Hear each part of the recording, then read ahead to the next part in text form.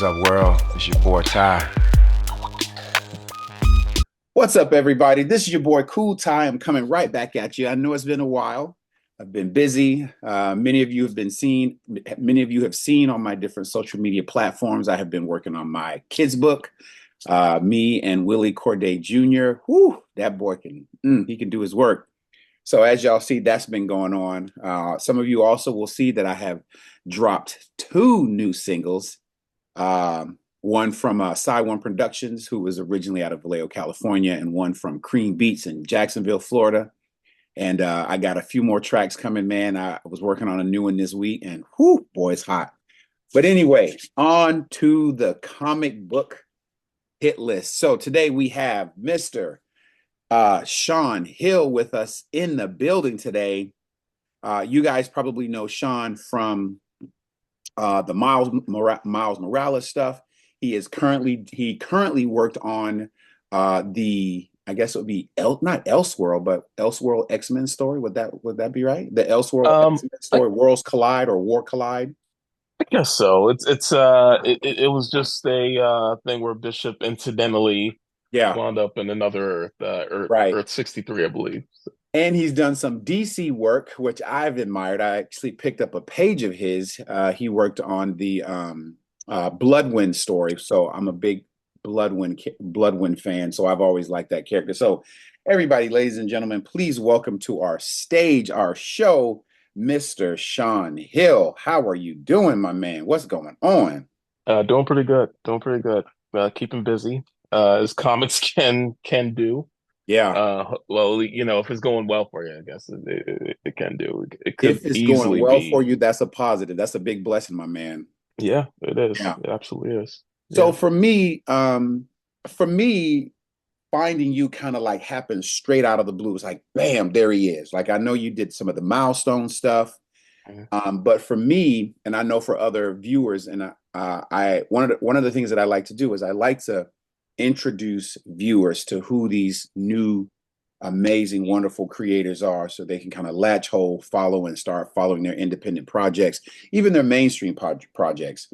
So let's start from the beginning, because for me, like you just like bam, there you are. Like I saw the milestone stuff, and then bam, all these other projects just like one after the other after the other. And of course, that's a testament to your amazing art style and skill. Let's give everybody an introduction. Mr. Hill, how are you feeling? And tell us a little bit about yourself. Doing pretty good. But I guess my origin story is honestly I'm just a kid from DC. And I got into comics really young. My family actually got me into comics. Like my mother and my grandfather were into comics already. And my mom was using it as a way to try to like get me to read and stuff like that. I was super young. And I got really into the artwork because I wanted to draw, and my grandfather was an artist, mostly as a hobby, but Okay. he sketched a lot, and that got me interested in wanting to do art myself, and he would even help me out in that and teach me stuff and things like that. So Okay. it all started there. Like, it got me more and more appreciative towards the artistic aspect of comics, actually. Mhm. It's, I think like growing up in the 80s and 90s, sometimes you would like buy a book just because it had good art, you know. I wasn't as understanding to think that, oh man, this needs to have like an intriguing story and or anything Right. like that. I would just like I would probably notice intriguing story, but if it had cool art, I'd be like, oh, I'm there. So, Yeah. So for me, I was a little bit different. I actually liked the writing, and even as a young kid, I did a lot of creative writing and won writing awards. I followed I one of the things that I did is I really like following the writing. hmm And for me, even now with all the 80 gazillion variant covers that come out every single Wednesday and Tuesday, yeah, it's for me, it's just like, do we really need all of this, man? Like, I want to make sure that the story is compelling and it drives and it has good meaning and it takes me someplace. But yeah, Mm, a lot of people are really into it, especially during that 90s era when everybody was flocking to all the image books and all their creators and just the, big screen type art that they were doing. yeah. It definitely created a following. Were there any creators from image that you especially liked, or what are some of the creators, artists, even writers that you really admire that kind of help push your career forward? Oh man, so I ate up comic book art like crazy, but I would also look at other art and stuff like that. Like my mom had this was it Stephen King's The Stand, the illustrated version with all the Bernie Wrightson art. Like and I would look at things like that too, but it was I think out of the image guys, I know it's because he doesn't draw feet. Um, but I think the idea of probably being a comic artist popped into my head when I saw that old like Spike Lee Levi's Rob Liefeld commercial. Yeah, Um, I just did not, it didn't completely fathom to me that there were still people who sat down and drew this stuff like every single day. right. And when I saw that, I was just like, oh man. And and it shows him inking a picture of Spike Lee as a superhero and stuff like that. And I'm like, man, what's that fancy pen he's using? Um, and I'm thinking, and at that time, I don't draw nearly as well as I probably think I do now. But I'm looking at Liefeld's art and I'm like, wow, that looks amazing.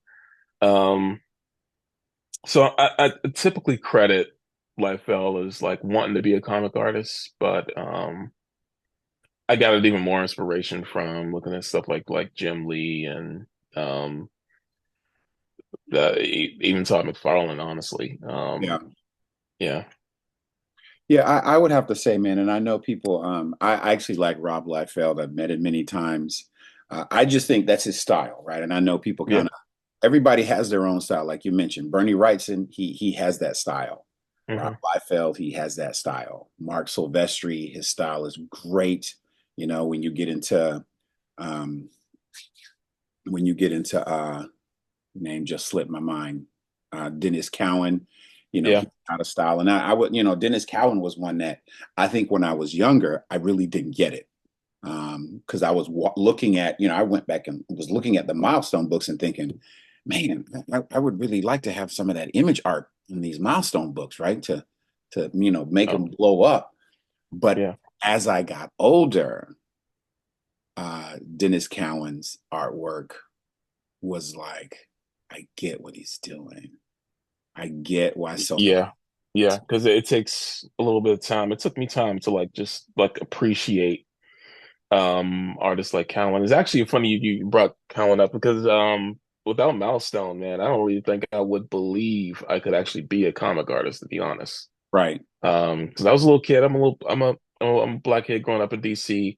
There aren't many kids going to my school or anything like that talking about wanting to grow up to be a comic artist. right, So it's I was introduced to a Milestone book.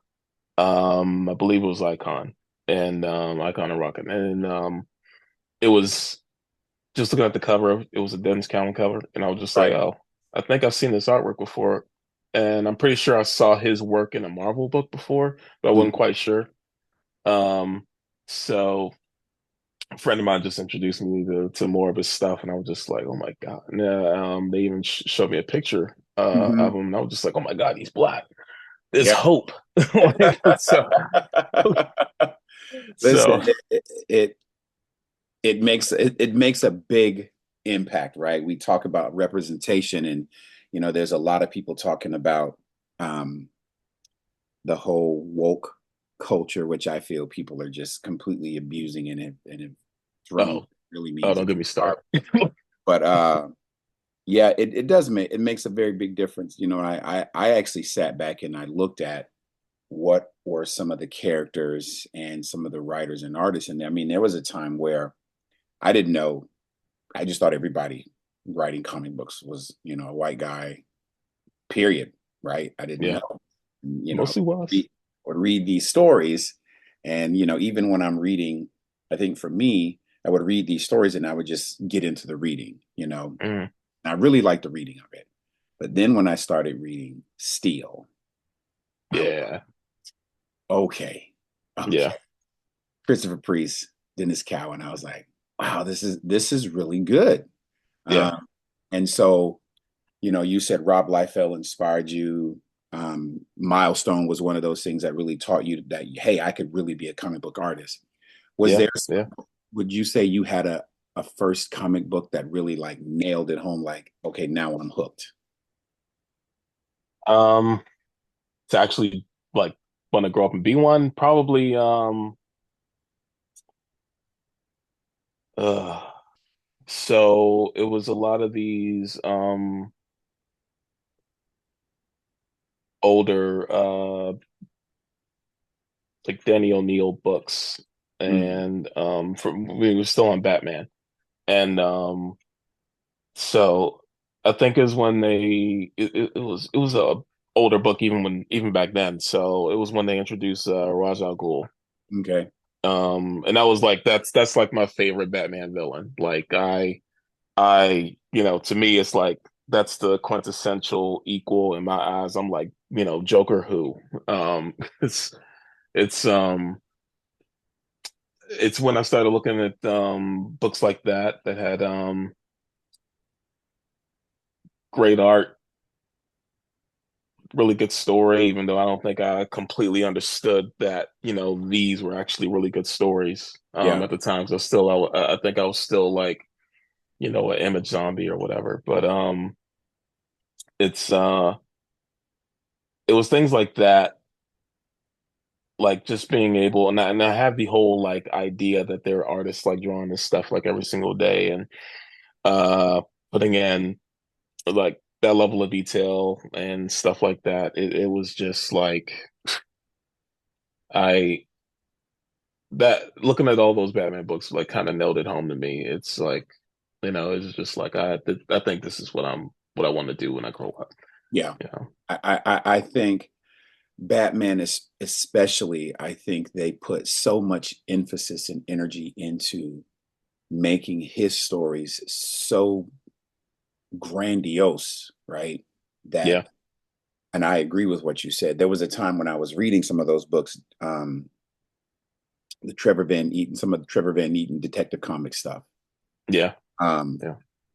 Great artwork, amazing. Some of the stories I didn't get, um, but I did get um, later on. I should say later on, I ended up reading some of Dwayne McDuffie's detective or Dark Knight Legends of Batman. I can't remember which title it was. He had a few series and some issues here. Like Hmm. I really focused. I really got his stories, but just not him. Denny O'Neill also. I really, really got into, and again, I'm later in the game, right? So I really got into the Ed Brubaker. I really got into the Mark Waves, where Yeah. stories were just so compelling. It was like, I just got to keep reading. And for me, it was good because I didn't buy comics every week. I didn't buy them even every month. I would, get a lot and buy the whole thing. And then I have a whole story that I could read, go to the LCS when they were having a big sale and just kind of make myself a nice little run. And then I could sit and read everything while, I was at home on the weekends, when I was Oh, in college. oh, So that's smart. I wish I did. It's like, yeah. So you are now working on Predator Black Panther. Am I right? Man, yes. Yes. big time. So how'd you land that and how's that going for you? Well, officially, I finished issue 4 of the last book, so Mhm. it's I'm back on. I mean, I don't know if I could say yet, but I'm back on Spirits of Vengeance now. So Okay. it's I was doing what freelancers do, fishing for work, see what I can get, and then I get an email from Marvel about Spirits of Vengeance, and then I'm like, oh man, Ghost Rider, that sounds amazing. I'm gonna do that. And I say yes to that. I'm halfway through the book, and the editor from Predator versus Black Panther, Sarah Bronsted, who actually brought me into Marvel. She's the first editor that hired me there. So big shout out to Sarah. Um, Shout out to Sarah. yeah, Appreciate it. it's You um, let the world in on this creator. yeah, to this day I still don't know how like she found my work or brought me in, or why she brought me in, but I feel like I lucked up. Yeah. Um, so I'm being offered Predator versus Black Panther as a to help out the main artist Chris Allen, and I'm like, and I was familiar with Chris Allen on a previous Black Panther series with the viewing, and so I was just like, okay, um, I don't know if you've seen Chris Allen's work, but he is a tremendous artist. Like it is incredible. Like he builds worlds, detailed, Yeah. lush, almost realistic worlds, Mhm. like nobody's business. And so I was really, really interested to see what he did for Predator versus Black Panther. And so they showed me some of his pages, and I was looking at it, and I was just like, oh my God. Like, and Yeah. I'm thinking, whenever I get asked to help out on the book, especially if it's a really, really good artist, I'm just like, oh my God, am I gonna be able to keep up with this? Right. Right. Um, and so I uh I say yes, and they're kind enough to adjust my deadlines, and then I go to work on Predator versus Black Panther. But the funny thing was I was only supposed to jump in at issue 2, Right. and then go like help out with 2, 3, and 4, and that was it. But um they need to call an audible and say, hey, can you jump in at issue 1 and do a couple pages there? And I'm just like, like, I'm still in the middle of Spirits of Vengeance, so it's like um I'm rushing to get everything done, and Yeah. so I am, and I thought, this still could be good. This is like it's going to be a lot of long nights, but Right. I'm Right. used to those, so I'm They they nocturnal, they threw you the flea flicker. yeah, and so I just think, okay, yeah, this should be good. It'll give me like I won't have to do a whole bunch of preliminary sketches to get me used to drawing these characters and all that stuff, and it'll get my feet wet a little bit, and so I jump in, I do those 3 pages, and thankfully they turned out well because I was staying up at crazy hours at night, and And then they were like, "This is too amazing. We got to get this dude on every issue." that's what I like to think. So uh, and yeah, and so from then on, I'm like doing the rest of the series, Right. and I'm I try to push myself just marginally every single issue I do, even if it's the same series. Um, Whatever I think I locked in on one previous book, I try to focus in just a little bit more on the next. Right. Um, so just making more like fun figure positions and stuff like that, and pushing myself on backgrounds, because I know like if you're on a monthly book, like backgrounds are sometimes the first thing to go. Yeah. But Yeah. pushing myself and saying no, there needs to be a background. This takes Right. place in a place. So Right. um, Sometimes I used to think, yeah, man, I think they should just have another artist who supplements and does a lot of the background stuff to make it more interesting. But clearly mhm, you have a handle on that. With the page that I bought from you, the page from Bloodwind, you oh, didn't skip on the backgrounds at all. Nor did you do that in War College. You didn't skip on any of those backgrounds. It was each panel was full-fledged TV screen HD quality. yeah, and I appreciate for you buying that page, by the way. I'm really glad that got a good home. I got my eye on another one. I got my eye on another one. Yeah. I saw your sale. I'm gonna get another one. Okay. All right. All right. So, were you a big Predator fan prior to the book? I'm guessing Yes. you were probably also a very big Black Panther fan. I hope, but if not, Yes. okay. But Yes. Yeah, I was. And like I was like one of those Predator fans that were mad that there was only two movies and compared to like, the fifth or sixth Alien movie or something like that. oh And man, Woo. I remember years ago I was going to a theater with my friends.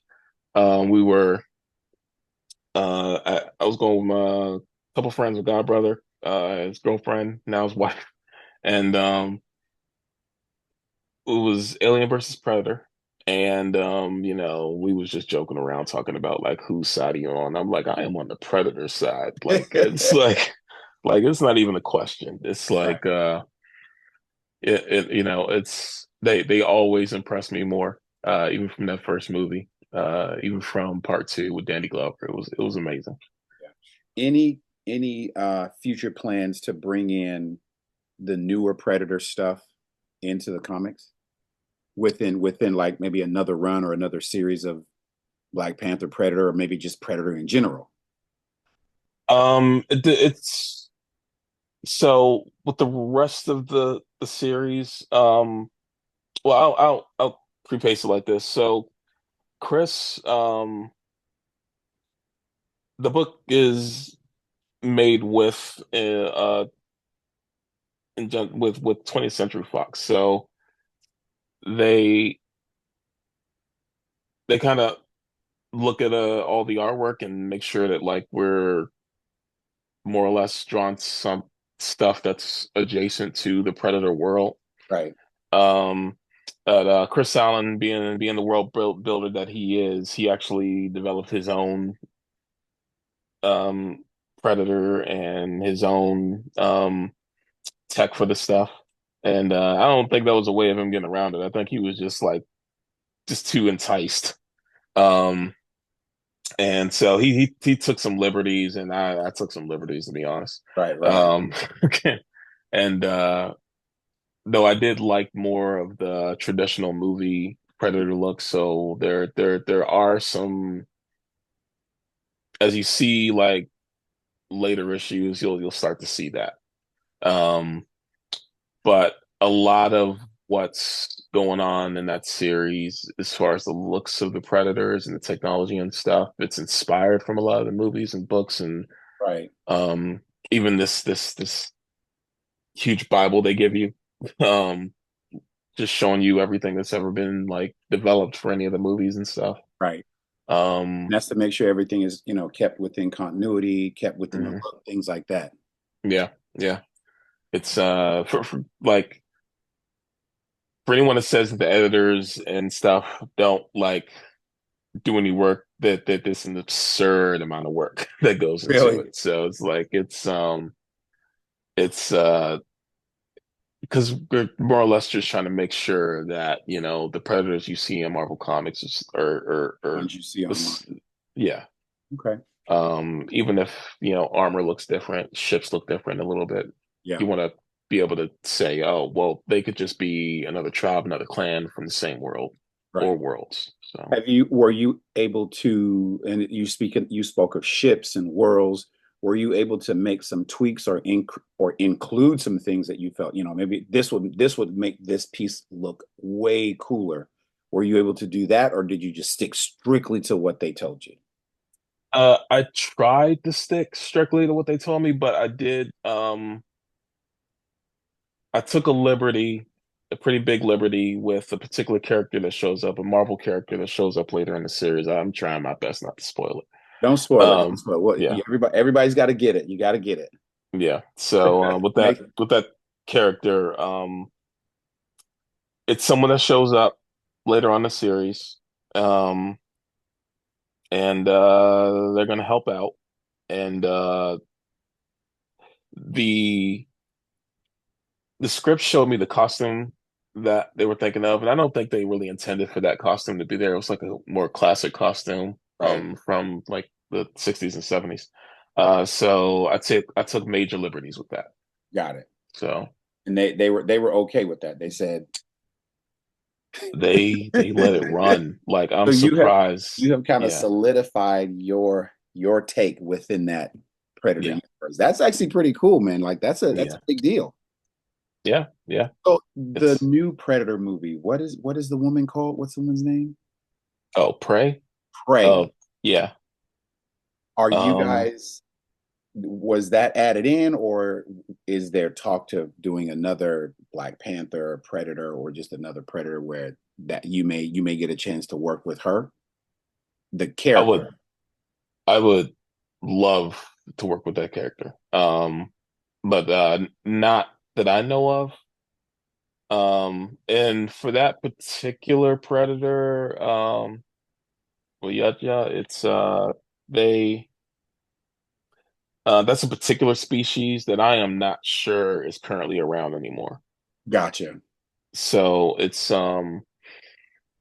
and if they did do it, if Marvel did do it, I would want them to match it as closely to the movie as they could. Like if we're gonna deal with any indigenous tribes or anything like that, like especially in that day and age, I only want them speaking English if they're talking to, you know, just anyone from the colonies. Like they Gotcha. shouldn't be like I I don't want yeah, I get it. it's like I don't want any indigenous culture. This is into I believe in I can't remember what language they're speaking in the movie. Yeah. I assumed it was like a language, maybe if it's maybe it's Iroquois or Right. it's derived from it. But sounded like Iroquois. Because a lot of East Coast indigenous languages have have similar sounds. Hmm. Because it's like if I remember correctly, um, it's like West Coast, Middle America, Northern languages, and then it kind of sprouts out like a tree, sort of. Right. Um, but I would hope like they would go that route. Yeah. Like, Did you get a chance to see the New World? no, no, Oh. So no. it's it's the story of um it's the story of the first colonists coming in to create the permanent settlement in Jamestown, but it's told through a completely different perspective. Like they're speaking that language. The Yeah. natives have the focus. Beautiful. Yeah, I think it's Colin Farrell is in the movie. Just Uh-huh. beautiful movie all around. And the natives take center stage. It's Yeah. so keeping at Marvel, War College, right? Yeah. War College in the era of, God dang it, every character should be and look like exactly what they looked like when they were created 80 million years ago. Yeah. Bishop Bishop lands on the world where, uh-oh, all of the X-Men are African American. How did Yes. that come across to you? Man, so when the book first got pitched to me, I thought it would be super fun. And for a very personal reason. This for my wife uh went to school for media arts and animation. And I distinctly remember when she was coming out of class and she was kind of complaining and she was talking about this class where they had to redesign the X-Men. Hmm. That was the class. And in my mind, I'm thinking, like, at the time I'm working and I'm a college art school dropout, pushed myself to thinking I was going to be because I derailed a bit with my art aspirations. I was like, oh, I don't really know how to become a comic book artist, so I'll just become an artist, and I'll be a painter. I'll be an Gotcha, awesome gotcha. painter, and everyone will buy my paintings. It'll be great. And that didn't happen. I got tired of painting, and uh, so I'm listening to this, and I'm just like, design the X-Men? Like, you kidding me? That's a bad class for you? Like, it's like, yeah, because you got to think of all these like design concepts, and the teachers were were pretty hard about it and stuff like that. And I'm just like, I would cut off my left arm right now. Like, it's, That's the dream job, lady. yeah, It's my dream yeah, job, and you're upset about it. yeah. So for then on out, I was contentiously jealous. Yeah, Um, yeah, yeah. and So was and that? so Go ahead, go uh, ahead. it was just my chance to like, because the pitch was is that I would be more or less kind of designing my own X-Men. So I was just like, oh, I'm in. I am in like 4,000%.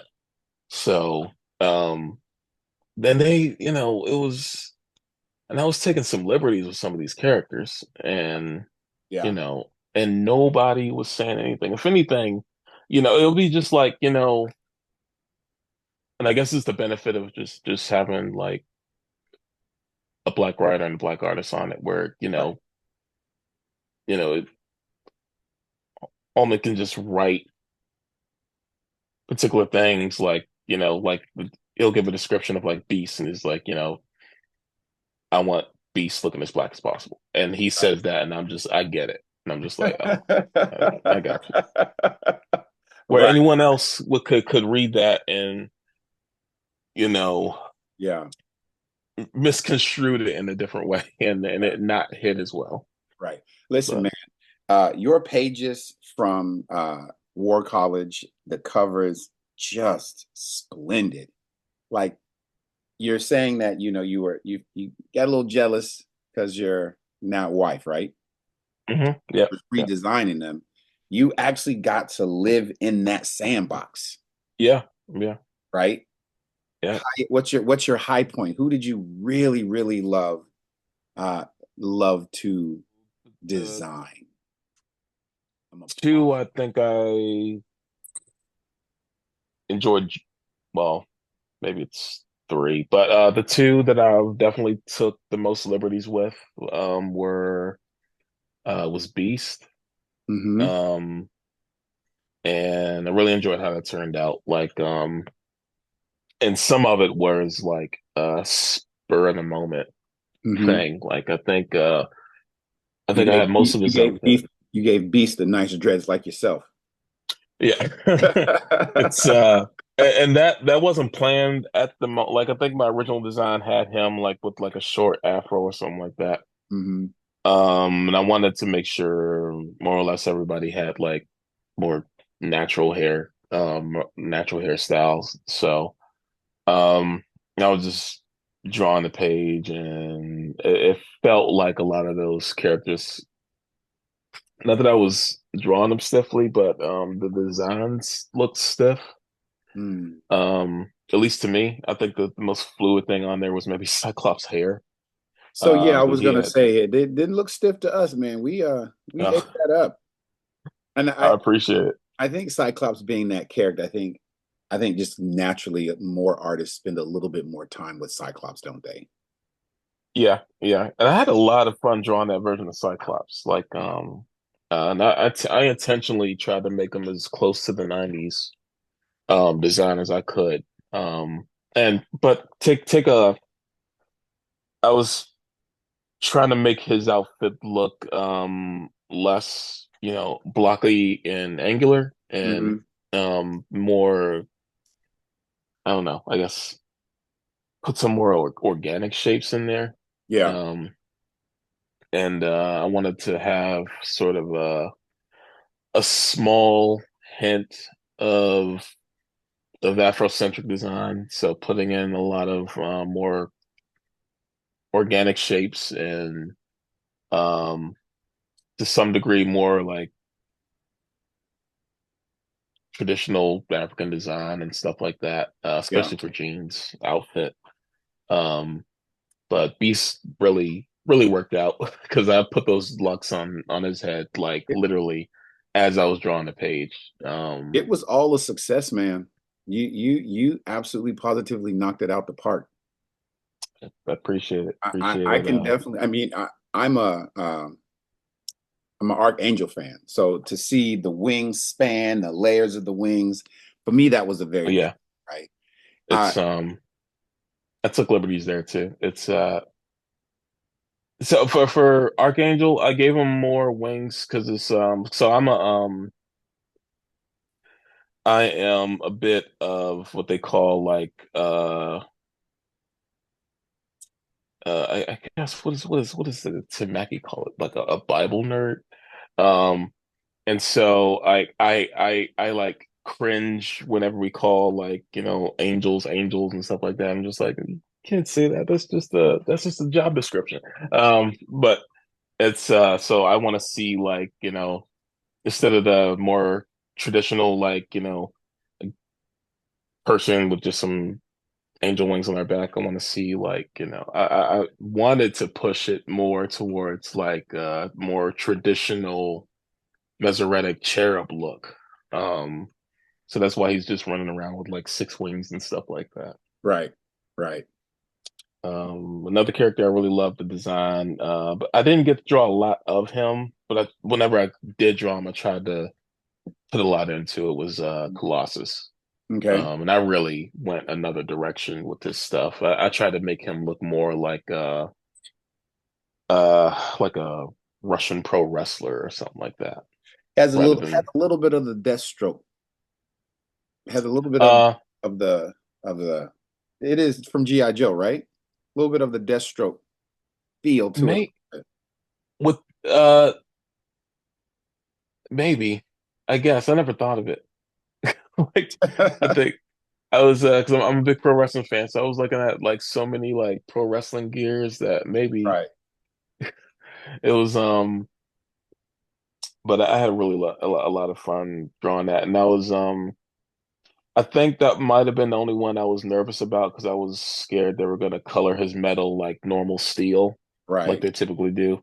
I wanted it to be sort of a darker hue, um, steel metal, and lucked up with that. So, Yeah. Did you get any backlash over that product or that project, or did people just accept the fact that he's time traveling? Because that's the big thing, man. The big thing now is let's hoot and holler every time the character changes. A mm, new legacy character has a new, updated, modern, younger version of themselves, or we add some extra females or LGBTQ characters into the mix as if yeah, life, yeah. we don't want comics to represent life. But did you feel like in this modern day with all of this, right? Did you feel Mhm. a little pressure um to go the extra mile to make sure it was like not just here but way up here, or did you just like, I'm just going to get in, I'm going to draw these books because I'm a comic book artist and that's just how it works? Um, I think I just came in with the notion that I just wanted to enjoy the designs I was making. And I didn't want, and I'm aware of like,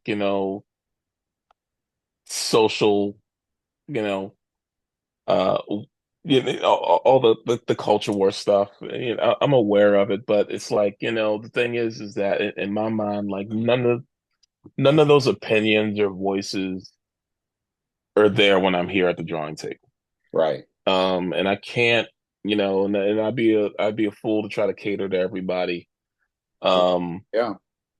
and so, and if just reasonably looking at it, and I did see like when the books were coming out, I did see like a lot of arguments online and stuff like that. And there were I don't want to make it seem like I'm not taking people's like opinions seriously, even if I don't agree with them. But I did find them hilarious, quite a few of them. But because it was all kinds of weird reasoning as to what I felt people were trying to come up with in order to accept, I guess, a change about like a Right. character. Which in my mind, I was like, I really didn't change Right. much of the character. I just changed how they look. Like they Right. more or less. Which is exactly what Marvel has been doing since day one. Yeah, I'm like, there's And I DC and remember, everybody else. yeah. You remember that old Star Trek episode where Kirk and Spock and them they wind up in some alternate dimension, and there's Yeah, evil versions of them and stuff like that. yeah, I'm like, that's more of a change than what I did because they didn't just change how they look; they changed them morally. right. They changed them their backgrounds, their lives. It's Yeah, like that's more of a change yeah, than anything that I ever did. Um, for the X-Men, it's like it's in a literally another Earth. The X gene just happens to work differently. And on this Earth, it happens to work in Black people. And they just took a different visual route with it. That's all it was. yeah, It was can there be different stories told from that Earth and they go different directions? Absolutely. But yeah, the basis is still the same. They're still the X-Men. They still fight for mutant kind, and they still fight for understanding, especially from humans who hate and fear them. right. It's the more or less the same basics are the same. Not Yeah. not much has changed. So there was a lot of and I was friends of mine, like I don't pay a huge amount of attention to like reviews and stuff like that, but Hmm. like friends of mine would be like, "You believe what this person's saying about your work?" And I was like,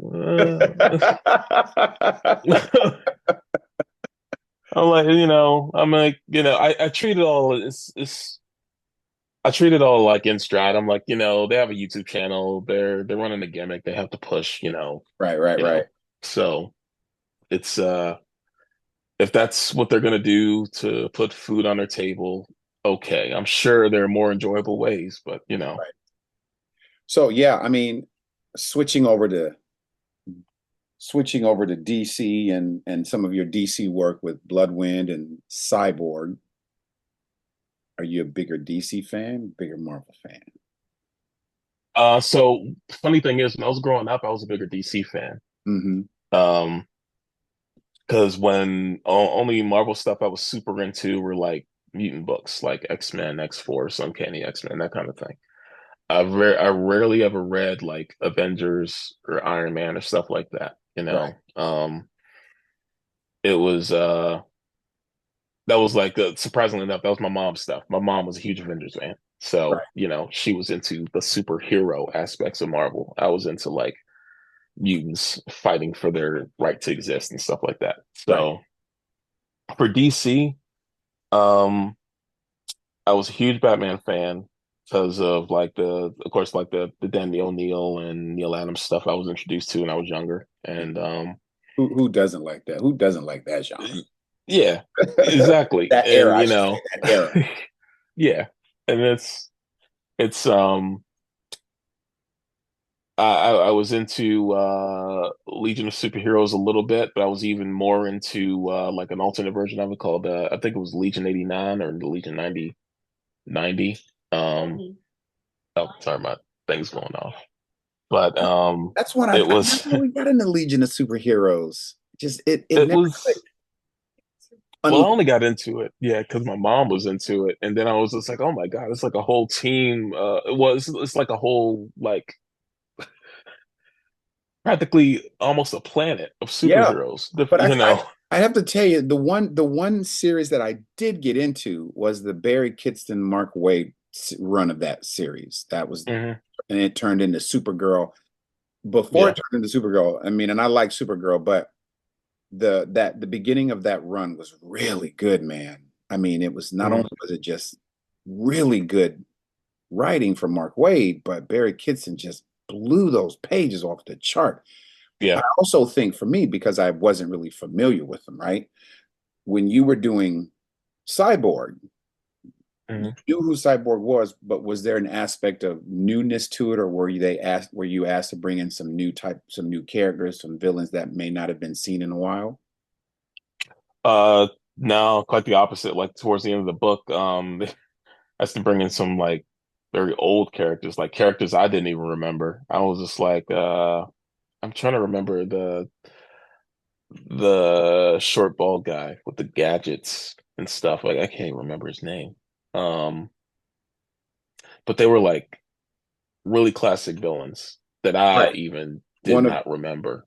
Okay, one of And Teen Titans' original villains.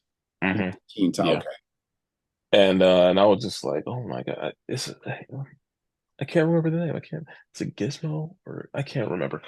Um, and I was just surprised. I was just like, what is this character even doing here? And he was with another group of like really old classic DC villains from like Teen Titan era stuff. And I was just like, oh my God, I should have paid more attention to my mom's books, man, because I could not.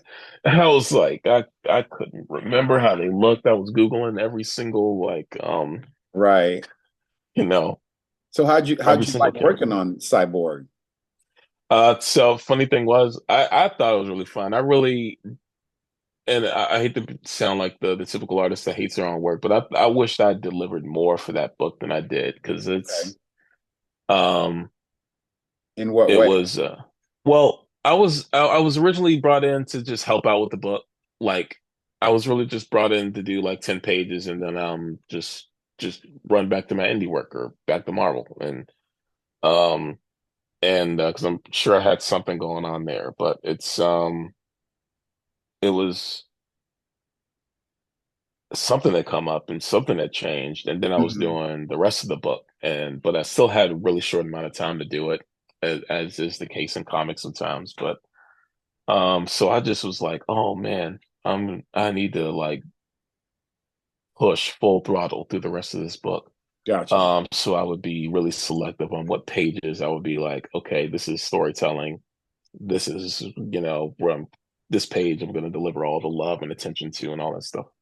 Um, and so I got through the book and I look back at it, I'm just like, oh man, like some of the stuff just feels like pinups Hmm. and other stuff like that some like maybe two or three pages of when Cyborg is actually like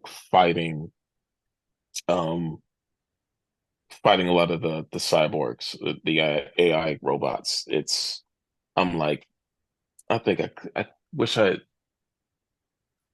like spent more time in the thumbnails figuring out how this could have been like more awesome. But Right. that you get the time you have, and as long as the other enjoys the book and you actually get some readers to enjoy the book, then Right. that's kind of all that matters. Yeah.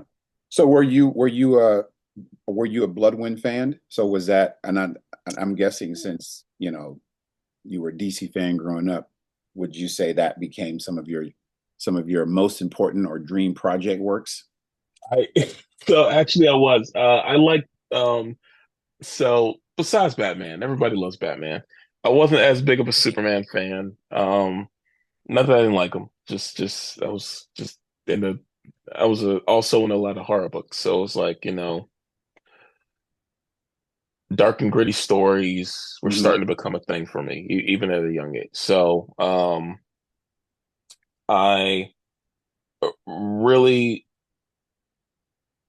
I'm trying to figure out who like actually showed me Bloodwind first, like what friend of mine actually did it, or if it was just like my mom or something who would like pointed it out in the comic store. Um, because she would be good at pointing out like black superheroes for me to look at. She would be like, you need to pay attention to this. It's and I I think I first remembered seeing him in I think when they first started the whole Death of Superman stuff. Hmm. And Oh, yes, yes. yeah, I think that was kind of a very important piece of yeah, his origin, was that he was there involved in all of that. yeah. And I'm looking at this guy and he just looks cool as I don't know what. Like, Man, the early design on Bloodwind, yeah, they just blew that dude out the water. yeah. It was a great Um, design. to me, he was just the most over dude in the whole book to me. I was like, that character looks cool. I'm pretty sure I had some pretty bad drawings of him all over my sketchbook back then. Hmm. But he just looked immensely cool to me, and I always tried to would try to follow up on his story and stuff like that. And he was kind of cool. He was kind of like Spawn before there was Spawn. Yeah. and because he Yeah. was like he had like I was hell like, powers. are they gonna play up the vampire side of him more? I don't know. I wish they did, Yeah. because it was like because they weren't doing it a whole lot with Blade in the comics. Because I think when they really weren't until like the Blade movie came out, and then they were like, okay, he's half vampire, and then um, but for Bloodwind, it was like I think it was a he's kind of like Martian Manhunter in that way. It's just like a lot of good ideas thrown into that character and a lot of potential to go in a lot of incredible places. Right. Um, just didn't get panned out all the time. And I kind of liked the idea that he was sort of a loner a little bit. He didn't always follow the group and, go after the bad guy and stuff like that. Sometimes he'd just be like, "Eh, both of you guys are kind of wrong. I'm not in this," that kind of thing. Yeah. Because I'm like that sometimes. Um, Yeah. so it's really like that character. It was him and Martian Manhunter. I even remember when like Martian Manhunter, like I think he had to take on his form for a bit. I can't remember because he had his blood gem for a time, Martian Mhm. Manhunter. They even like brought that back up in the Lamar Joust story I was drawing. So that was interesting. Because I really love those characters like Martian Manhunter and Right. Bloodwind. And You think you on gave that those one, characters that that extra umph? I did. Like there was one Listen, page. when I saw that page, I was like, man, that is the page I am buying. I Yeah, haven't hung it up yet. I got some things here, and I don't know if you can see it, but that the one that's oh, framed, that's yeah, actually the that's actually the toy yeah. rendering of the Bloodwind action figure Oh, okay, from okay. where did I get that from? From uh Brett Breeding. He did I think Yeah. he did the inking, and then someone else did it. But when I saw that, I was thinking, man, that's amazing. But yeah, your Bloodwind page is going to go right up there. But yeah, Oh, let's talk about this Manhunter Bloodwind story, man. mm.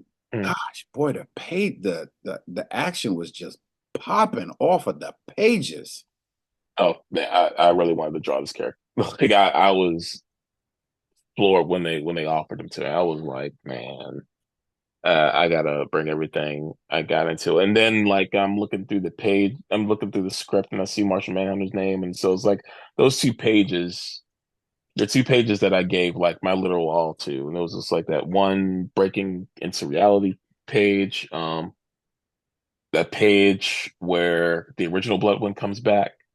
And well, three really, and then that Martian Manhunter page. Martian Manhunter page, I drew a huge Martian Manhunter, and admittedly, that's not storytelling. I just wanted to, Take it back to the I just, 90s. yeah, I was just like, man, I'm getting paid to draw Martian Manhunter. I Yeah, have to go all out.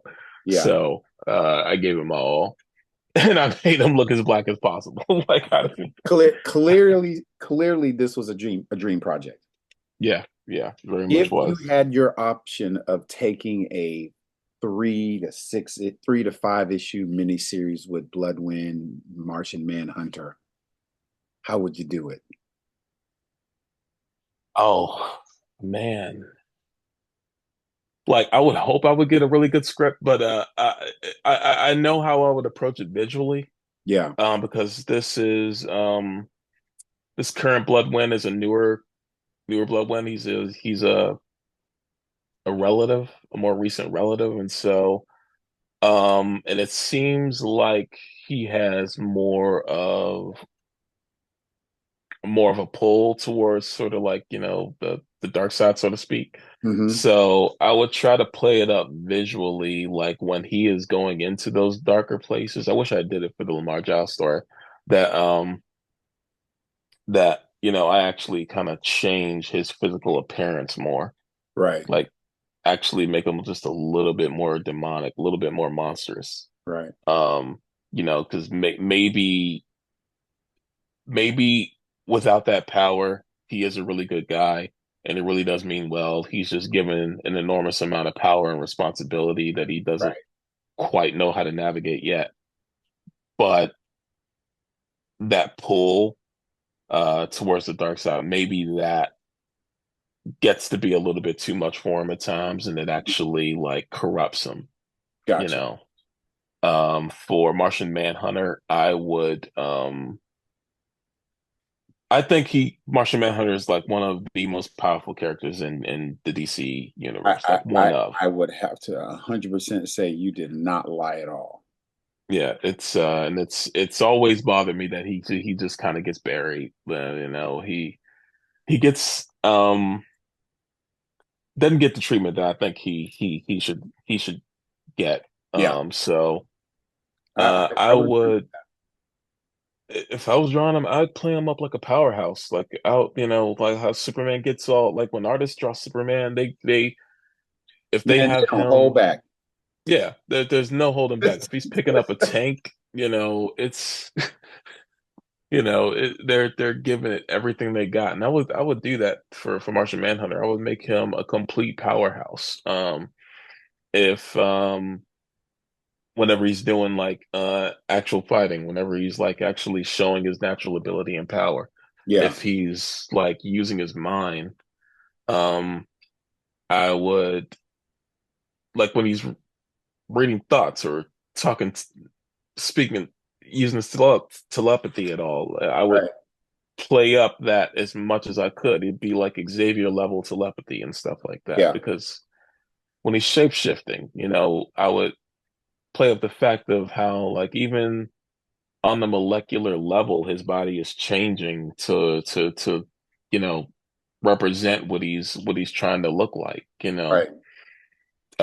Just one of those powerful guys around. I really don't know why he's not used more. It's Man, crazy. if you played up the fact that not only could he read minds, not only could he, morph or change into other characters, but Hmm.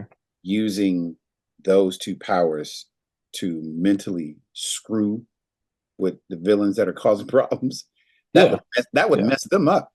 yeah. That would be I I mean, mean, it's that would mess them up, right? I mean, yeah, kicking it kicking it back to like, really getting down to the nitty-gritty of the story, right? That would really screw up some people because yeah. he's not only mentally playing with them, like, not only do I see what your fears are, I'm going to Hmm. manifest these fears right in front of you and Yeah, destroy you with them.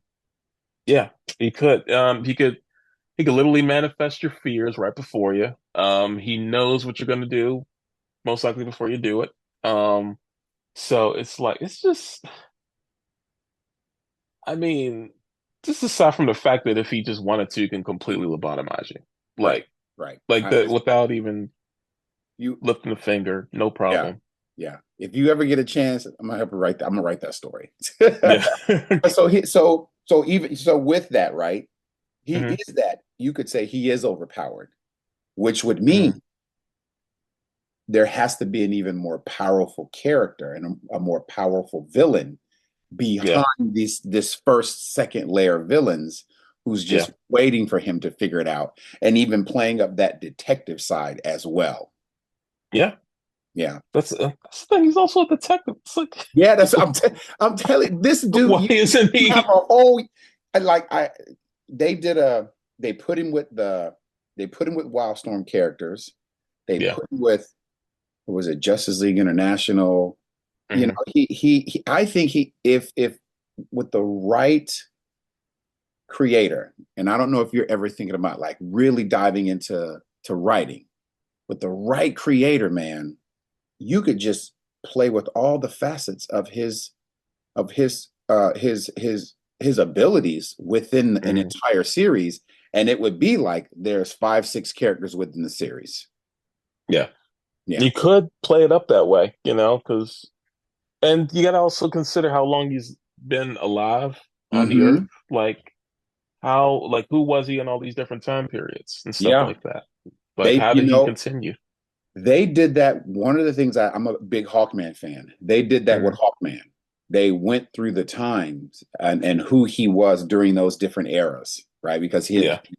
Shiara kept being reincarnated. The only thing I didn't like was that, I felt one of the things that he should have done was he should have been able to, as a power up, he should have been able to maintain the mental intelligence, whatever ability he learned, human, whether it was fighting, whether it was, inventing, he should have been able to retain some of that because he lived that entire life. Yeah. Kind of like what Yeah. they did with Shadowhawk, right? They took him back through the Mhm. entire time and said, "Well, all of these Shadowhawks are a part of you. You have them Yeah. within the helmet. Right. You Right. and you can access all of them at will." Hmm. Yeah, Yeah. Man. So yeah. much potential, just So much. absolutely ignored. Like, So let's move to some of your indie work, man. What are you yes. excited about in your creator owned what should I say, arena? Oh, well, so I do the thing was like, because sometimes I get asked like how I broke into comics, and I kind of feel like I broke in like 9, 10 years ago when I started doing indie books. Mm-hmm. And I was just taking any gig I could. But the ones I'm most proud of were have been for Ray Comics, it was Dark History of Alchemists. Okay. Today, to this day, that's probably the longest single story I've ever drawn. It's like maybe 80 or 100 pages or something like that. Right. And it's inspired a lot from the like Japanese Super Sentai books, and even a little bit like the American version of Super Sentai, like Power Rangers and stuff like Mm-hmm. that. A little bit of Guyver in there and stuff like that. Another book I'm super proud of. I got a chance to work with David Walker for a book called The Hated, just sort of like a an alternate world Mm-hmm. where the Civil War ended in a an uneasy truce rather than the North winning. And Got it. so and that I was super proud of. And also a book of done with the uh writer named Greg Emerson Elise called it's he's already got like 5 or 6 books out already, but it's none other where Spider, and it's called Drums of the Ogun, and Drums it's of the what? Drums of the Ogun, Okay. and I'm I'm super into like doing a lot of fantasy work and stuff like that, and Mm-hmm. so that was my chance to kind of stretch my wings and draw these like these African gods and stuff like that, or these African heroes that have become gods and African legends that have become gods and stuff like that. And it's Nana who sort of basically he's he's I believe he's the son of Anansi, and so that was super fun. He Greg even let me kind of redesign the character a bit, just a little bit. Not too much because I'm trying to keep whenever I'm in somebody else's sandbox to try to more or less keep it Right. somewhat the same. But it's not as an incredibly fun character to draw. Like I really love drawing that book, and I'm hoping to get another chance. I plan on harassing him again and being like, "Hey, as soon as I get time, let me draw another book." And Hey, yeah, we've already man, run with that. yeah, we've already talked about doing another thing. So, Okay. um, as far as my own aspirations to do my own book, I do have like one idea that I've started developing. I started writing it earlier in the year, and gave myself a loose deadline to start thumbnailing the book, and I've already started. So, but it without giving much of it away, because it's still, I guess, forming. It's more about all my nerd Bible interests, like, all the weird Okay. stuff in the Bible, like touching on you know, uh Nephilim, cherubim, seraphim, stuff like that. I'm Right. hugely into scholarly and academic approaches to the Bible, and so some of my favorite Bible scholars. That sounds super nerdy. I have a favorite scholar. Um, he passed away, I believe, like a couple years ago, but That's not nerdy, it's a man. That is yeah. not nerdy at all. That's how you get. That's how I think. That's how you end up with greater creators, right? They have something that they really like, you know, Yeah, and yeah. then it comes out in their writing, it comes out in their art, and you know, I always like to say, like, I'm writing and producing music that I would buy, that I would hear, Mhm. I would want to Yeah, listen. yeah. But it's his name was Michael Heiser, and I've read a couple books from him called Reversing Herman. It's about a deeper approach to a thing called hermeneutics, which is basically just the study of the Bible, and it's just contextualizing all those older Old Testament stories in the Mesopotamian context and stuff like that, and makes you look at those things completely differently.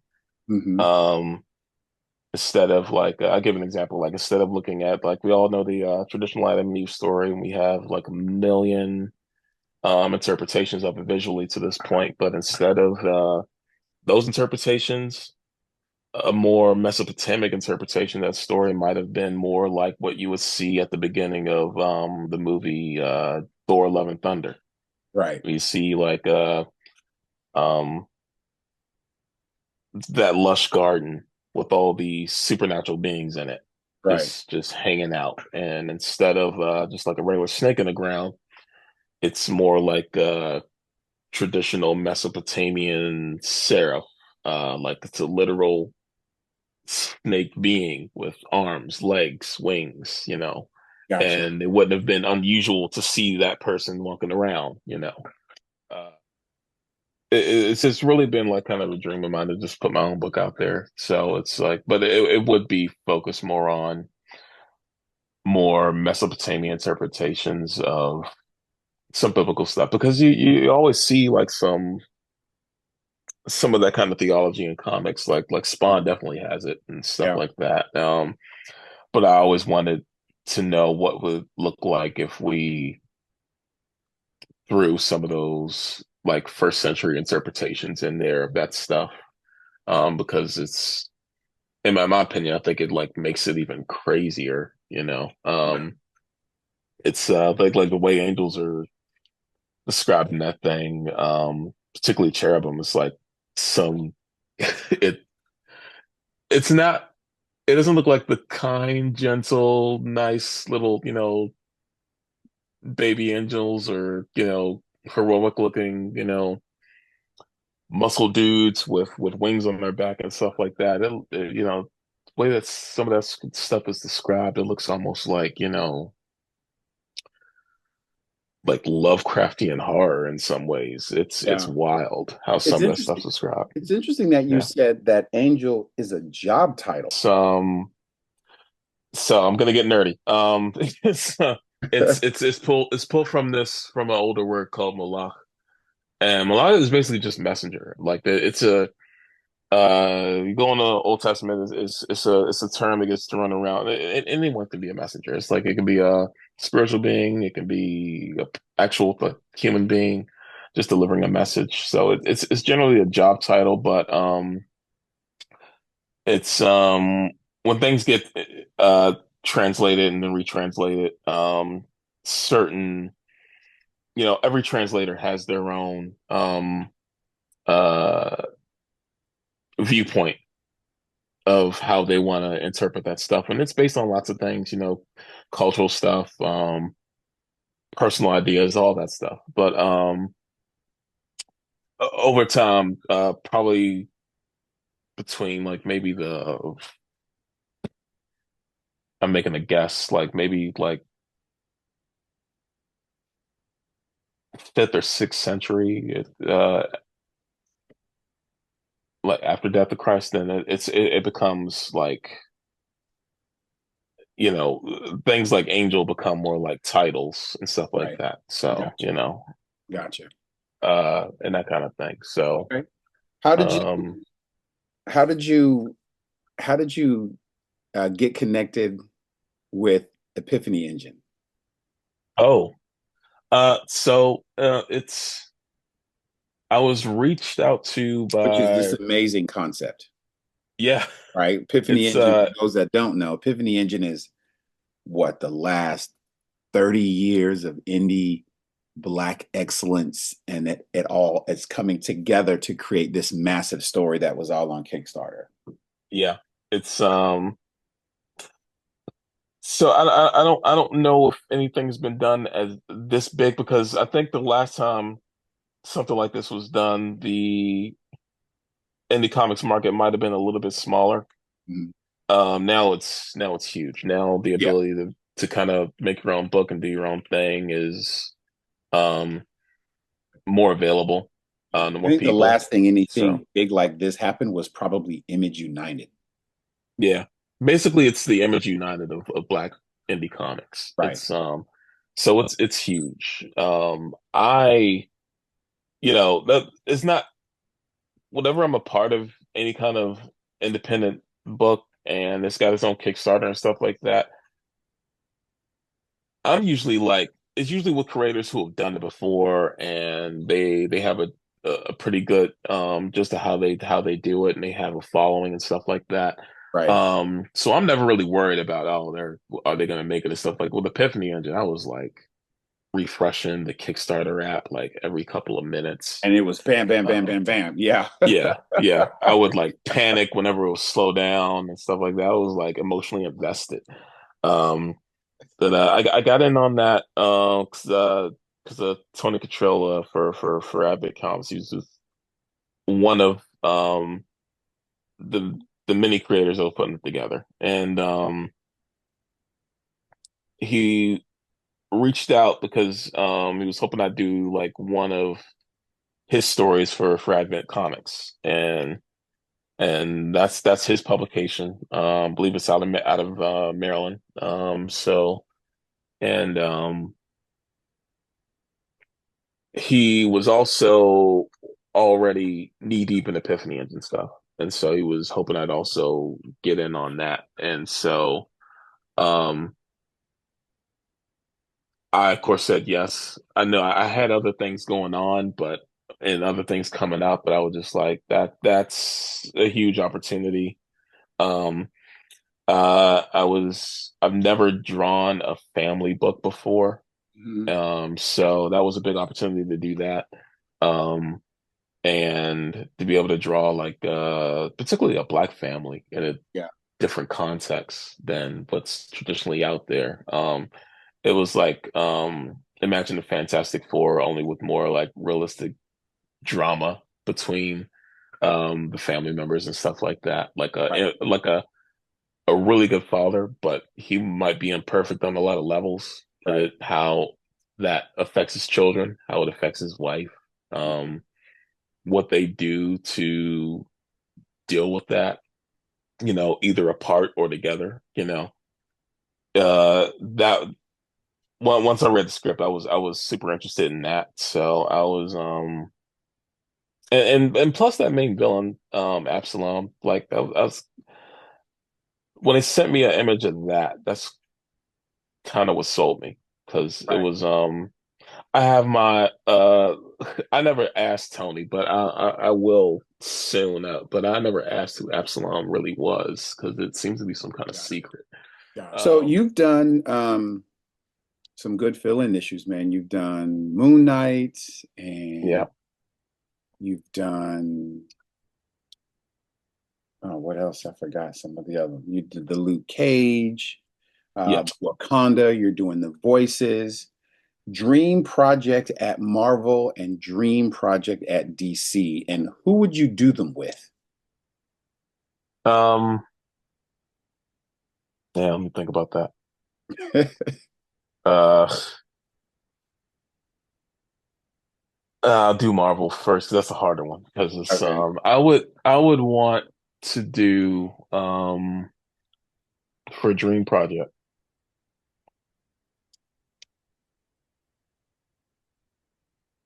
I would like to draw Luke Cage with David Walker. Okay. Um, I think it'll be a challenge because his storytelling can focus a lot more on character instead of just bombastic action. Yeah. And it's super fun to do bombastic action with characters like Luke Cage because they're absolute powerhouse, you know. But Like the voices. mhm. Yeah. Yeah. Um, I like to do that. I'd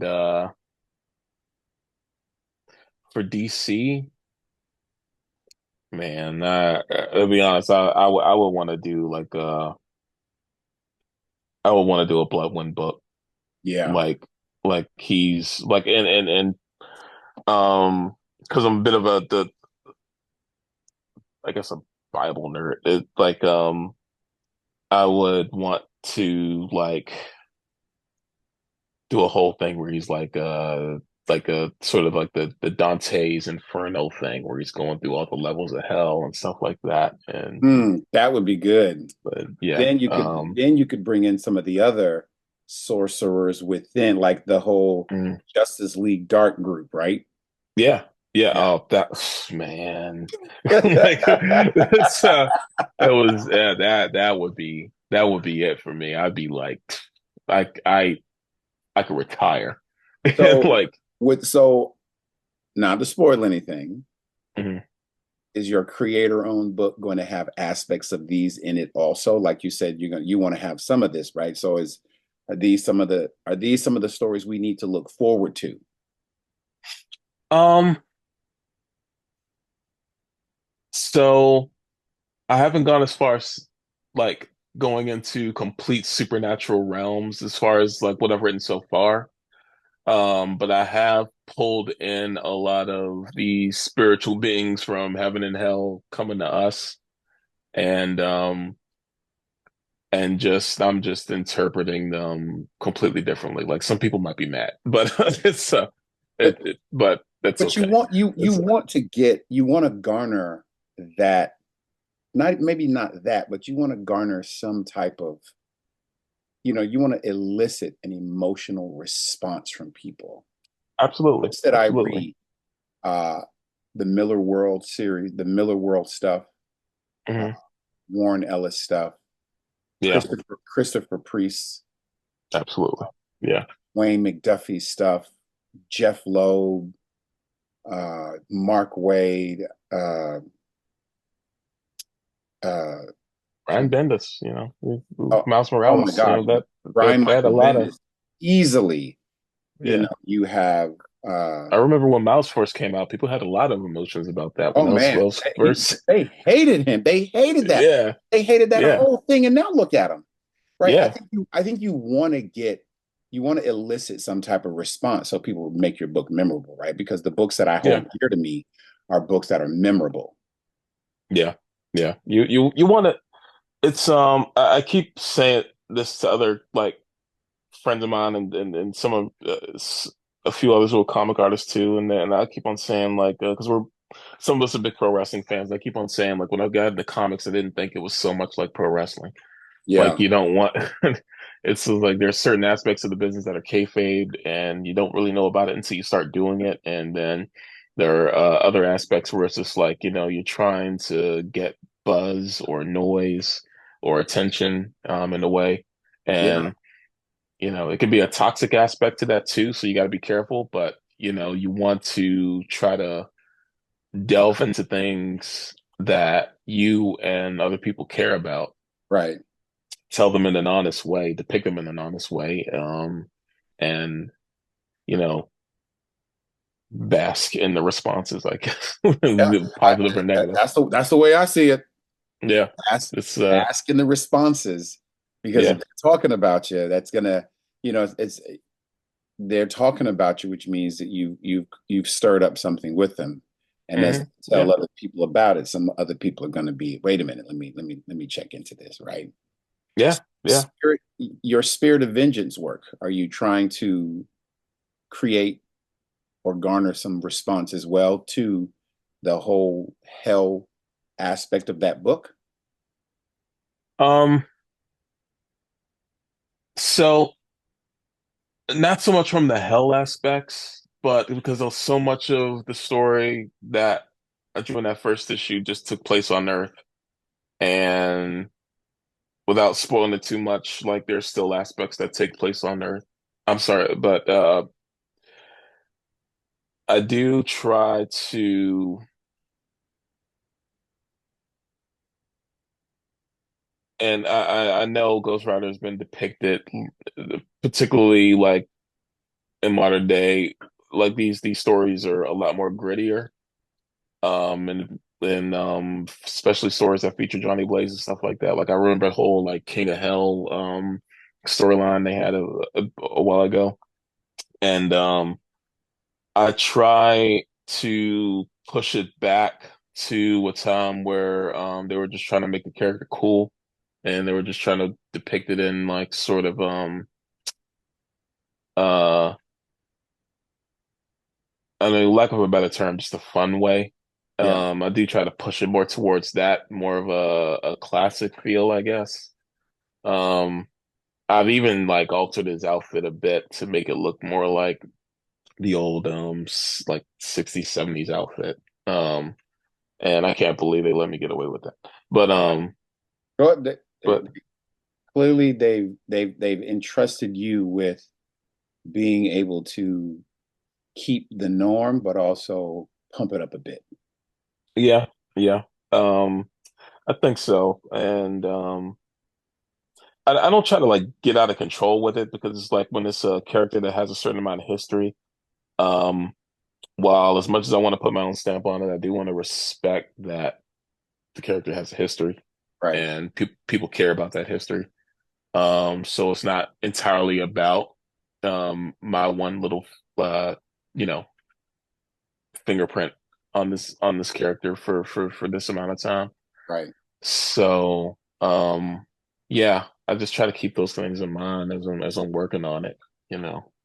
Cool, man. That's cool. So I know we can keep going. I know you got other Mhm. projects coming out. I for one, and I know all of the Black comic lords cannot wait for your indie stuff to come out, your creator owned stuff, so we could dive into that as well. Yeah. Thank you so much, Mr. Hill, for your time. We appreciate you spending with us. I hope everybody out there in the community and everybody out there in YouTube land. I hope you enjoyed this interview. I hope you learned some things. Please make sure you go and follow Mr. Hill. Keep up with all the things that are coming out, his projects. Also, he's got a great sale going on right now. Some of his original art. Some of it is I think I need to buy another piece. So Appreciate it. I do, man. When I think when you put it up, I was because I go through CAF quite a bit Hmm. and I look at things there. So when I saw your link, I was like, man, that's just great. Wow. So I appreciate you putting that up. So I appreciate your time. Thank you very much. I appreciate. Can't say it enough. I hope Thank to see you. way more stuff coming from you in the future, which I know we will because Hmm. Yeah. they're entrusting you with the reins of some very big books, Black Panther, Predator, Ghost Rider, Moon Knight, on and on, even X-Men stuff. And I would love to see you do, some regular X-Men stuff. And I think X-Men is just blowing off the charts. Oh, that'd Um, be great. but absolutely keep us posted on your creator owned stuff, and we'll make sure we, set up another time for another interview to connect with that. So All with right. that being said, everybody, so out there, please remember November the 5th is coming, and boy, oh boy, is it important. Is it extremely important for you to make sure you get out there and get your voice heard and make sure you vote. Uh, Yes. and I want to say this because I've had this conversation with some people, or I've actually seen people make this statement. Democrats and Republicans are the same. No, they're not. In no way, shape, or form are they the same. You could say many of them take, some of them, I could probably say many of them take money from the big corporations, yes, but also you have to understand there's a whole contingent, there's a whole group of people out there, excuse me, who are not doing that. So they are not the same. One group of people want everybody to have as many equal rights as they possibly can. The other group is perfectly okay with half the population not having equal rights and citizenship in America. Those are the Republicans. That's just the way it is. So with that being said, please remember to make sure you go out, you vote, you let your voice be heard. Here in most states, actually, I completely forgot, most states, early voting has already begun. And the reality of it is, I might be voting for Kamala Harris. That's 100% might be. You might be voting for somebody else, and that's perfectly okay. Just go and vote. Got it? Yeah. Exercise your right to vote. So with that being said, please remember November the 4th, excuse me. Please make sure you vote, vote, vote. You can only vote once. And we know there is no voter fraud going on. None at the polls. Everybody gets to cast their vote. Thank you very much. Thank you again, Mr. Hill, for coming out for this interview. And we appreciate everything you do. And we love your art, man. Keep it coming. Keep it coming. Definitely will. Thank you. And that is it for the comic book hit list. See you guys next time. Make sure to like, share, subscribe. Peace. Keep your head up and make sure you go vote. Thank you guys. Have a good day. So without further ado, welcome, ladies and gentlemen, to the return of the real.